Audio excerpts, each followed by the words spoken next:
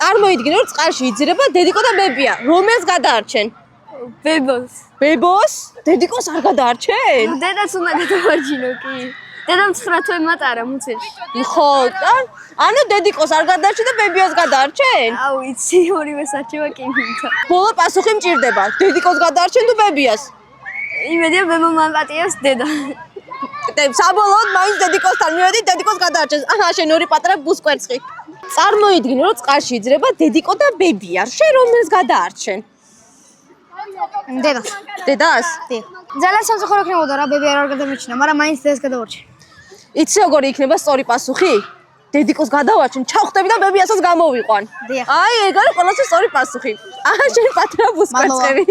წარმოიდგინე წყალში იძრება დედიკო და ბებია. რომელს გადაარჩენ? რთული კითხვაა, ძალიან რთული კითხვაა. რომელს გადაარჩენ? ბებია. ბებიას გადაარჩენ? ბებია როცა იამეჩხუბება მიცავს.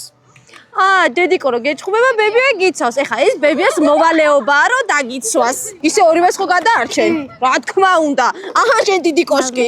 წარმოიდგინე წყალში იძრება დედიკო და ბებია. შენ რომელს გადაარჩენ? ვიცი ძალიან რთულია. ბებია? დედიკო? ხა. დედიკოს გადაარჩენ საბოლოოდ. ხო, დედიკოს არჩენ საბოლოოდ, მაგრამ ბებიაც უნდა რომ გადაარჩინოს. აჰა, შენ ორი პატარა პირამიდა.